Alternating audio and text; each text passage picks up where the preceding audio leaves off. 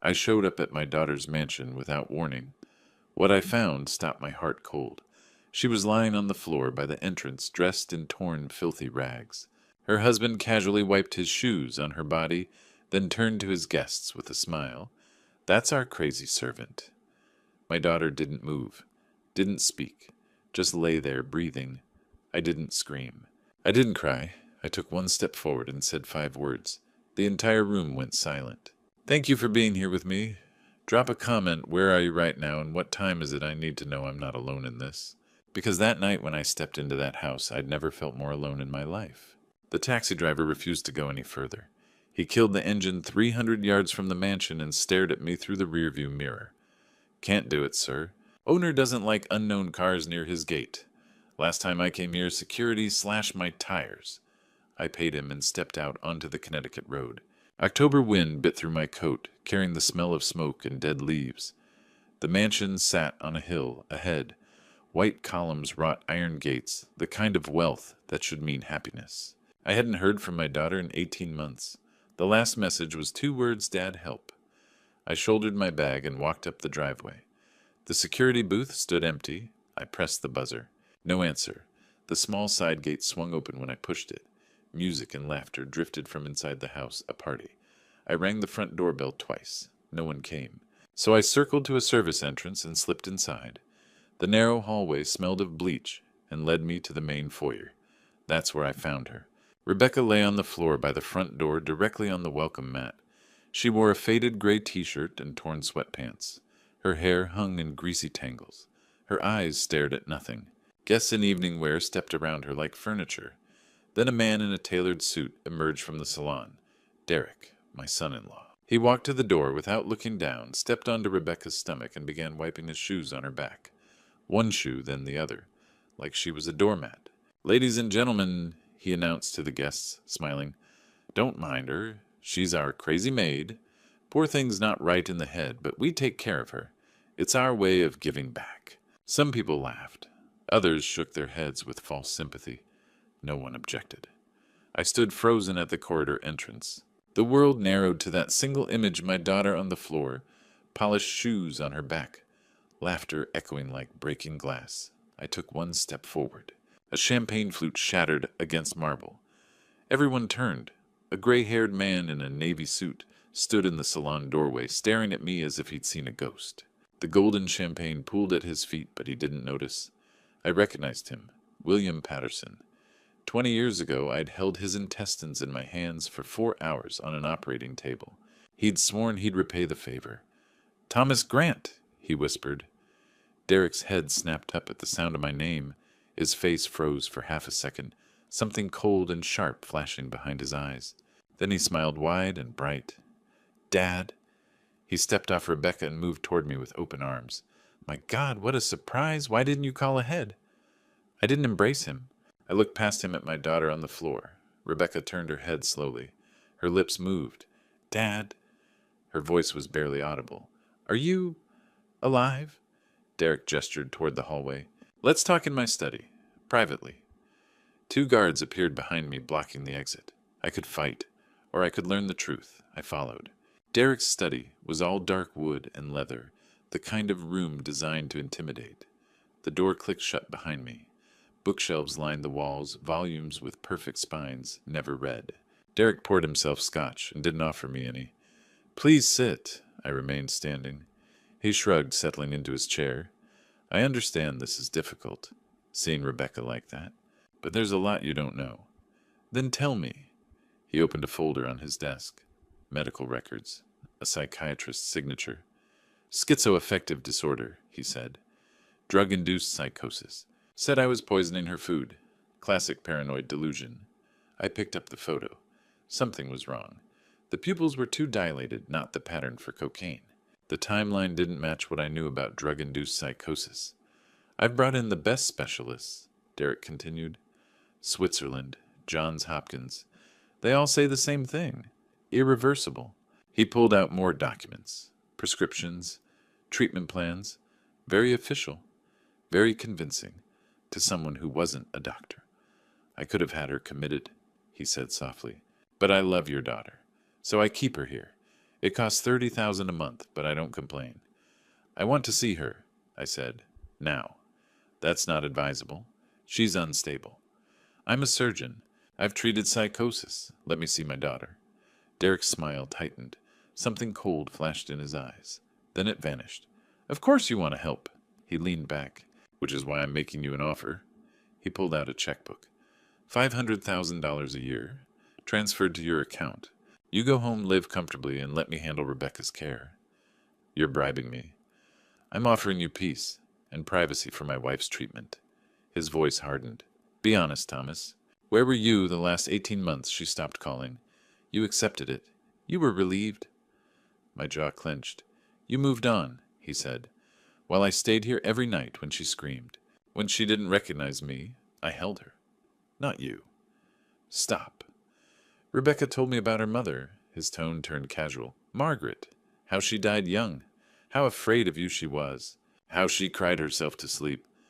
My fist connected with his jaw before I knew I'd moved. Derek crashed into the desk. Papers scattered. The Scotch glass shattered. The door burst open. Guards grabbed my arms, twisting them behind my back. I didn't resist. Derek stood slowly, touching his split lip. Blood on his teeth when he smiled. Predictable, he said. Anger issues. Violence? Just like Rebecca described. He picked up his phone. I could call the police. Assault in my home. That's a felony. You'd be arrested. He paused. And Rebecca, I'd have her committed to a state facility by morning. Judges owe me favors. She'd be locked up for years. The guards tightened their grip.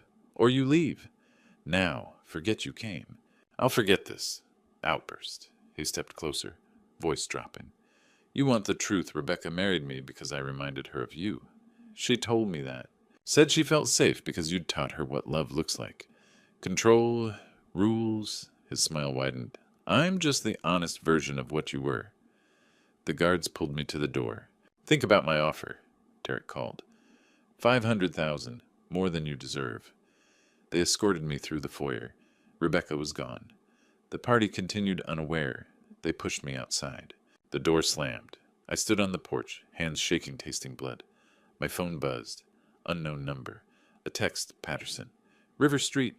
Midnight. Come alone. William Patterson's house was a Victorian relic, tucked between glass office towers in Old Greenwich. He opened the door before I knocked his face pale. Inside, a fire crackled in the stone fireplace. 2 chairs faced it, brandy already poured. 20 years ago you saved my life, William said as we sat. 4 hours holding my intestines. I swore I'd repay that debt. He looked at me. The moment's here. But first you need to understand what you're facing. He drank deeply. 6 years ago, I introduced Derek to Claire Bennett, 22, a banker's daughter. 1 year later, I visited her in a Swiss psychiatric facility. She didn't recognize me, couldn't speak. Diagnosis, drug-induced schizoaffective disorder. His voice cracked. Derek had her declared incompetent. Took control of $15 million. And you believed him.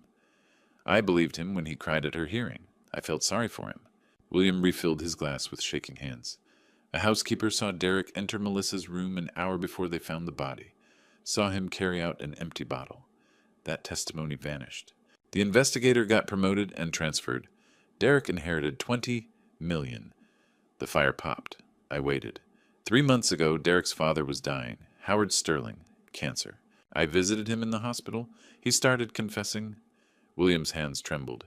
Told me about Claire, Melissa, how he'd taught Derek to find women with money and weakness, how to break them, how to make it look natural. He met my eyes. Howard was proud. Said Derek had perfected what he'd only attempted. Said your daughter was the easiest target Derek had ever found. Why, because someone had already taught her that control equals love. The words landed like a punch. I stood, walked to the fire, stared until my eyes burned. My wife's name was Margaret, I said finally. She died at 52. Heart failure, the doctor said, but I know what killed her. I turned to face William. I controlled every part of her life for 30 years. What she ate, what she wore, whether she could work, see her own sister. I called it love, protection, said I knew better. My voice stayed flat. After she died, I found her diaries. 30 years of journals about how unhappy she was, how afraid, how she prayed for death. William said nothing. I killed my wife with my love, I said. And I taught my daughter that's what love is.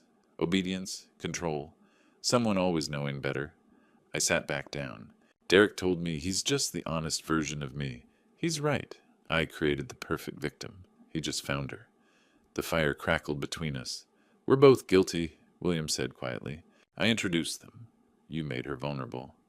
The difference is we can still save her. Howie has lawyers, judges, medical records proving she's insane. You said there's someone inside. William nodded. Helen Wright, the housekeeper. 5 years there. She's seen all 3 wives. She knows what he does. Will she talk?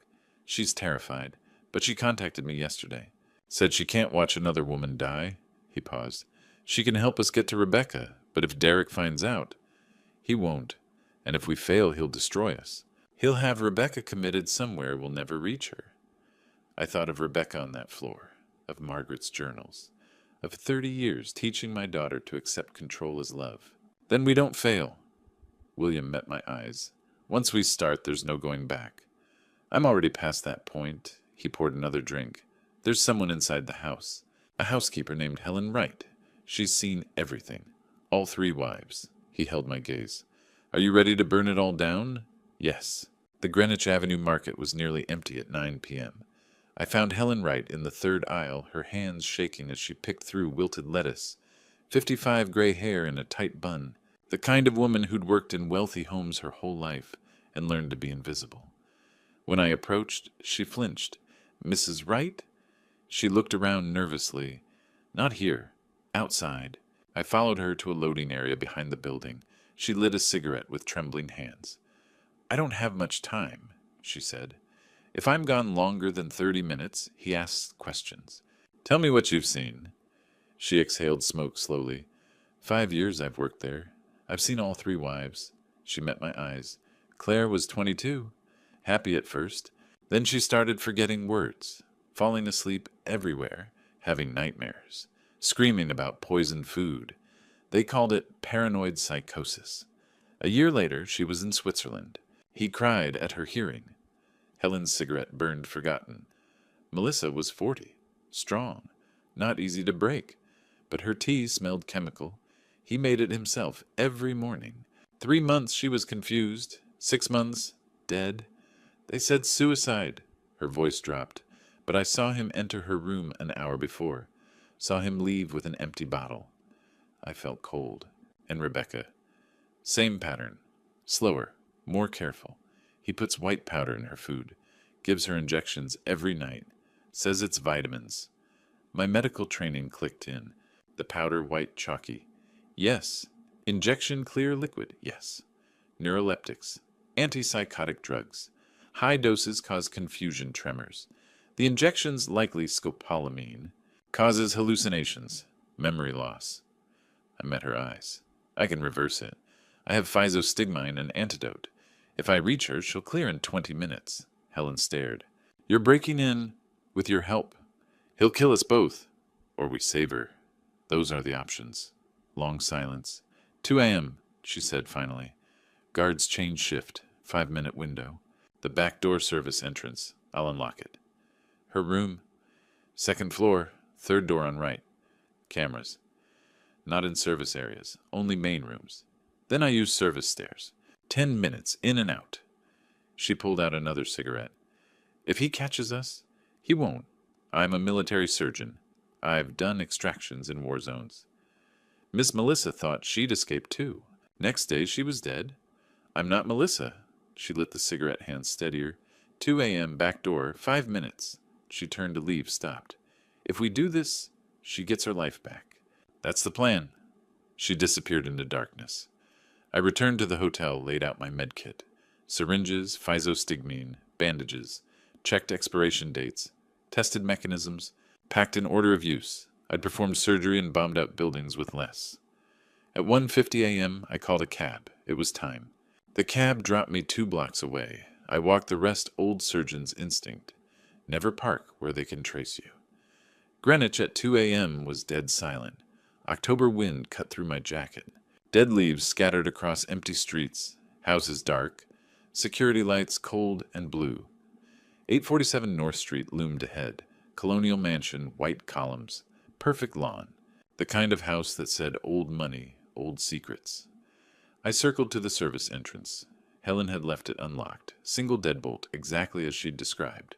The door opened without sound. Inside darkness, thick carpet air that smelled like furniture polish and wealth. I moved through the corridor, by feel counting doorways. Third door service stairs, up. Second floor hallway stretched long and dark. Fluorescent strips at baseboard level, just enough light to see. Third door on the right. My hand shook on the knob. The room was bare. No furniture except the bed. No pictures, no books, no curtains.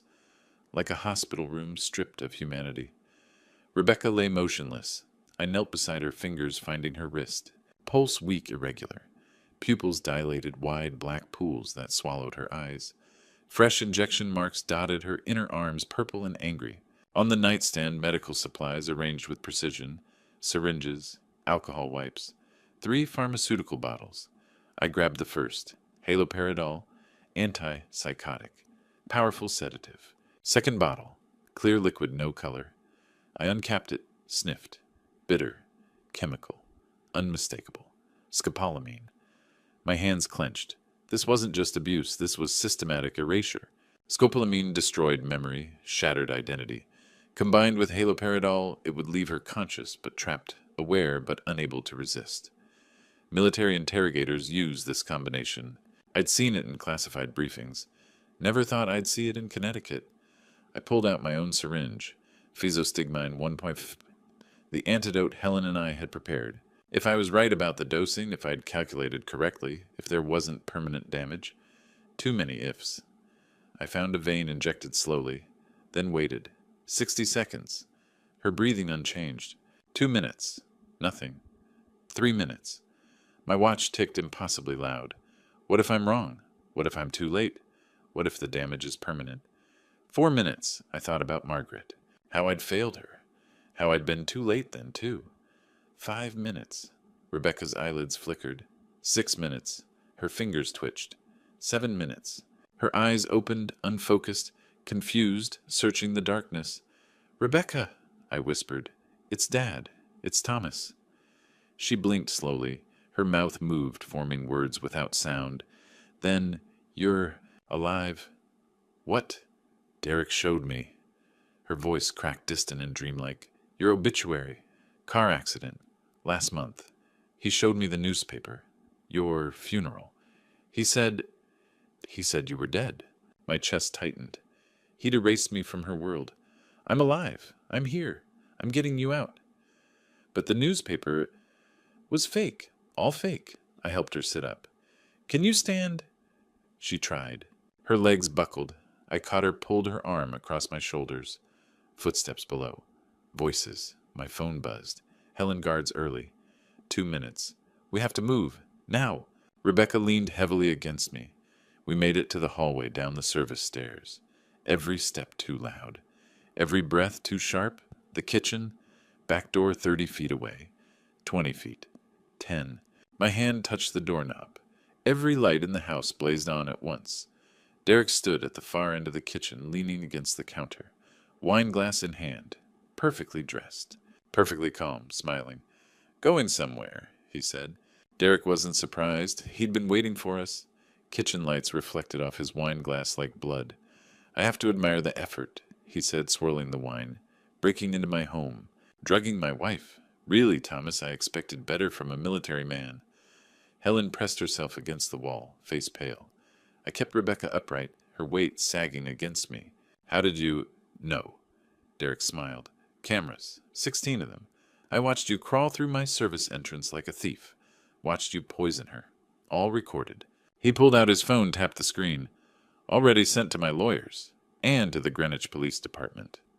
My jaw tightened. That wasn't poison.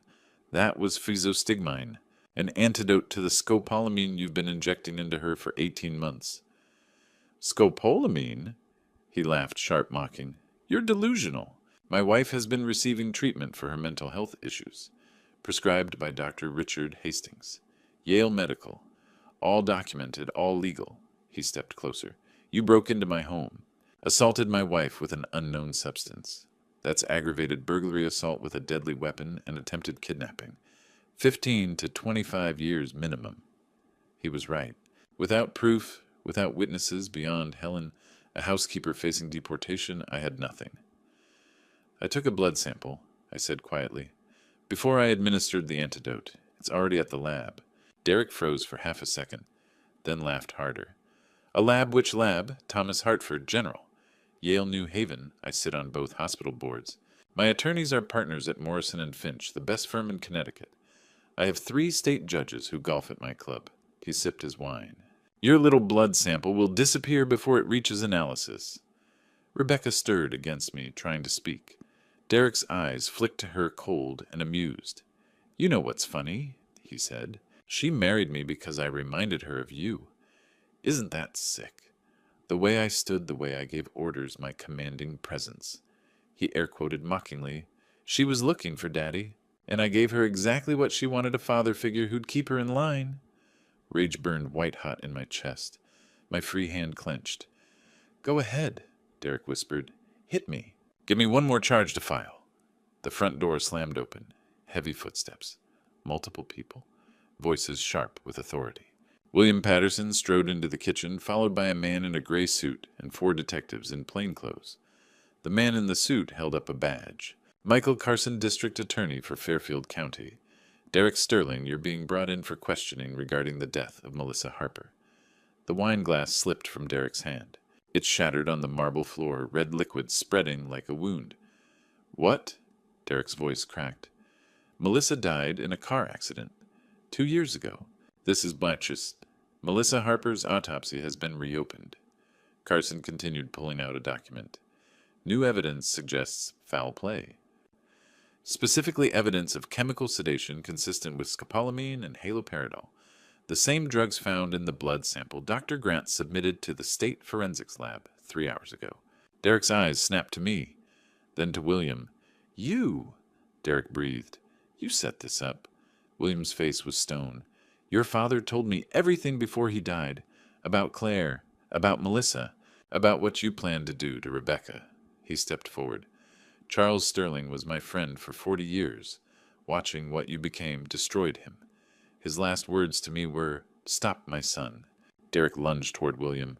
2 detectives grabbed him, spinning him around. Handcuffs clicked shut. "This is bullshit," Derek shouted, thrashing. "I'll have your jobs, all of you. Do you know who I am?" "Yeah," one detective muttered. "A guy who thinks money makes him untouchable." Rebecca pulled away from me. She swayed, barely standing, but her eyes locked onto Derek's face. "I'm filing for divorce," she said. Her voice was weak, but every word cut clean. "And I'm testifying against you, on the record." Derek stared at her, shock replacing rage. "You called me a doormat," Rebecca continued. "You wiped your feet on me for 18 months, but now—" She took one shaking step forward. "Now you're the doormat, and I'm walking over you." Carson nodded to the detectives. They hauled Derek toward the door. He screamed threats, obscenities, promises of legal destruction all the way out. The kitchen fell silent except for Rebecca's labored breathing. Her knees buckled. I caught her before she hit the floor. "Hospital," I said to William. "Right now." He was already pulling out his phone, dialing 911. As I held Rebecca, her eyes half closed, I felt something I hadn't felt in 18 months. Not relief, not victory, just the edge of hope. When they dragged Derek away, screaming his threats, I caught Rebecca before she collapsed. "Hospital," I told William, immediately. The nightmare wasn't over. But for the first time in 18 months, my daughter was free. Greenwich Hospital smelled like disinfectant and the breath of second chances. Rebecca lay in a private room IV drip, washing the poison from her bloodstream. 5 a.m. The hallway was quiet except for soft-soled footsteps and distant monitors beeping. I sat in the chair beside her bed, watching the slow rise and fall of her chest. Dr. Patel had been blunt. The toxin levels were critical. Another week, maybe 2, and the neurological damage would have been permanent. She's lucky. Then softer. Her body will recover in a few weeks. Her mind, that'll take much longer. I thought about Rebecca at 7 years old, wrapping her arms around my neck when I came home from deployment. How she'd hold on so tight I could barely breathe. How I'd loved that feeling being needed, being her anchor. I'd taught her that suffocation was love. Rebecca's eyes opened. She blinked, slowly focusing on my face. "Hey," I said. "Hey." Her voice was hoarse. She looked at the IV, the monitors, the sterile white walls. "How long?" "6 hours. They've been flushing your system. You're going to be okay." She closed her eyes. "Define okay." I pulled the chair closer. "Rebecca, I need to tell you something. About your mother." "Dad, you don't have to—" "I do." My hands clenched together. "I destroyed her. Not with poison or violence, but with 30 years of control. I monitored everything, what she ate, who she talked to, where she went. I told myself it was protection, that I was keeping her safe. But I was suffocating her." Rebecca said nothing, just watched me. "She kept diaries," I continued. "Hundreds of pages. Every entry was the same, how trapped she felt, how invisible, how much she wanted to leave but couldn't, because I'd made her afraid of the world outside our house." My voice cracked.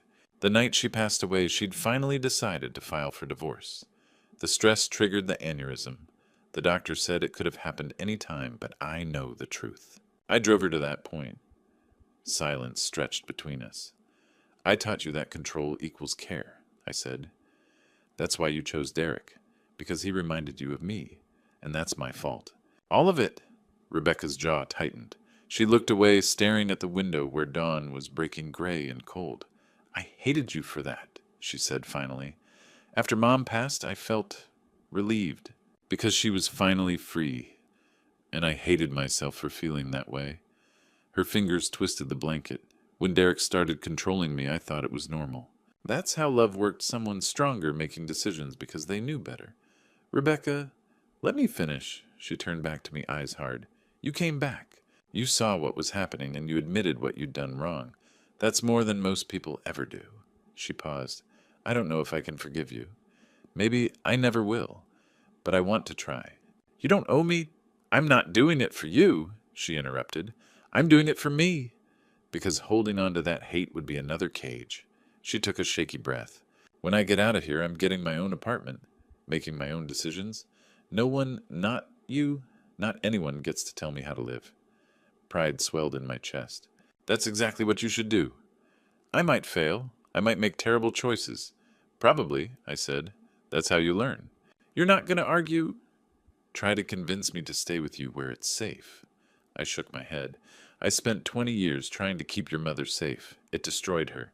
I won't make that mistake again." Rebecca's eyes filled with tears. She reached out, took my hand. "I'm scared," she whispered. "Me too." We sat in silence as the sun rose over Greenwich, painting the room in weak winter light. After a while, Rebecca's breathing slowed. Her grip on my hand loosened as she drifted into sleep, but she didn't let go. For the first time in 20 years, I felt like a father. Not a commander, not a controller, just a father. And that was enough. 3 months later, the trial began. The courtroom in Stamford was packed. Every seat filled. Spectators lined the back wall, the air thick with anticipation for justice. Derek sat at the defendant's table in an orange jumpsuit, flanked by 2 attorneys, who looked expensive and exhausted. His face was pale, jaw tight. Gone was the wine-sipping confidence from his kitchen. Gone was the man who'd wiped his feet on my daughter. The prosecution called witness after witness. Claire Bennett took the stand, first voice steady and cold. She described years of isolation medical records showing unexplained symptoms, bank accounts she couldn't access. "He made me believe I was losing my mind," she said. "Turns out he was right. I was losing it because he was taking it from me piece by piece." Melissa Harper's younger sister testified, next tears streaming. "My sister called me 2 days before her accident, said she was leaving him. She was terrified, but she'd made up her mind." Her voice broke. 3 days later, she was gone. Helen Wright testified about the cameras, the locked rooms, the pharmaceutical supplies Derek kept hidden. About Rebecca's condition when Helen first started working there, lucid one week, blank-eyed and trembling the next. Then Rebecca took the stand. She wore a simple blue dress. Her hands shook slightly as she placed them on the Bible, but her voice didn't waver. She described the scopolamine injections, the memory loss, the days she couldn't remember her own name. The fake obituary Derek had shown her to make her believe I was dead. He told me love meant giving up control. Rebecca said, looking directly at Derek. That trust meant letting him make every decision. And I believed him. She paused. But that wasn't love. That was imprisonment. Medical experts presented toxicology reports, brain scans showing the damage Derek's drugs had caused. Dr. Patel testified that another 2 weeks would have resulted in permanent neurological harm. The jury deliberated for 4 hours, guilty on all counts. The judge's voice was steel. Derek Sterling, you used your wealth, your intelligence, and your charm to systematically destroy 3 women. This court sentences you to 30 years in state prison with no possibility of parole for 15 years. Additionally, your assets totaling approximately $50 million are hereby seized for restitution to your victims. Derek's face crumbled. The attorneys flanking him grabbed his arms as he sagged forward. Guards approached, recuffed him, led him toward the side door. He looked back once. Not at Rebecca. Not at me. Just empty eyes, searching for something that wasn't there anymore. Power, maybe. Control. Whatever it was, he'd lost it. 1 year later, I stood outside Rebecca's apartment with a bottle of wine and a bag of groceries. She'd insisted on cooking, said she'd been practicing. The apartment was small, 1 bedroom in a renovated building near the harbor. But it was hers. She'd chosen the furniture, the paint colors, the framed photos on the walls, including one of Margaret. My chest tightened when I saw it. Margaret at 35, laughing at something off camera. I'd forgotten she used to laugh like that. I found it in her things, Rebecca said, noticing my stare. Figured it was time to remember her the way she was before. Everything. Dinner was simple pasta salad bread. Rebecca talked about her new job at a nonprofit, about the therapy group she'd joined, about a trip she was planning to Vermont in the fall. I listened, really listened. Didn't interrupt with advice. Didn't ask controlling questions disguised as concern. Just listened. She smiled more than I'd seen in 20 years. After dinner, I helped wash dishes. When it was time to leave, Rebecca walked me to the door. She hugged me, arms around my shoulders, head against my chest. Not the desperate 7-year-old grip. Something gentler, stronger. Thank you, Dad, she whispered, for coming, for changing. I'm trying, I said. I know. So am I. I walked home under streetlights, hands in my pockets, breath fogging in the October air. Somewhere in the distance, a church bell rang 8 times. I thought about Margaret, about Rebecca, about all the years I'd confused control with care cages with safety. Redemption wasn't erasing the past. It was choosing a different future. My daughter was free, and for the first time, so was I. Love isn't control. Love is freedom. I'm 72 years old now. When I look back at my life, I see a man who confused control with love for far too many years. I'm telling you this true story, not for sympathy, but as a warning. Don't be like me. Don't wait until you've destroyed the people you love most before you learn that holding tight and holding close are 2 very different things. I thought I was protecting Margaret. I thought I was keeping Rebecca safe. But God showed me the truth. I was building prisons, not homes. The Lord teaches us that perfect love casts out fear. But I operated from fear disguised as care. Fear that if I didn't control everything, something terrible would happen. And ironically, my control created the very disaster I was trying to prevent. This isn't just another Grandpa Stories where an old man rambles about the past. This is a true story that needs to be heard, a true story about how patterns pass from generation to generation until someone has the courage to break them. I passed my sickness to my daughter. She nearly died because of what I taught her about love. If you're watching this Grandpa Stories and you recognize yourself, if you monitor your spouse's phone, if you make all the decisions, if you justify it as protection, stop. Please stop. Ask God for the strength to let go. Ask Him to teach you what real love looks like. Because real love doesn't cage. Real love sets free. My daughter Rebecca is free now. We talk every week. She makes her own choices, good ones and bad ones. And I've learned that watching her stumble and stand back up on her own is more beautiful than keeping her trapped in safety ever was. That's my Grandpa Stories lesson for you. Control isn't love. God taught me that the hard way. I pray you learn it easier than I did.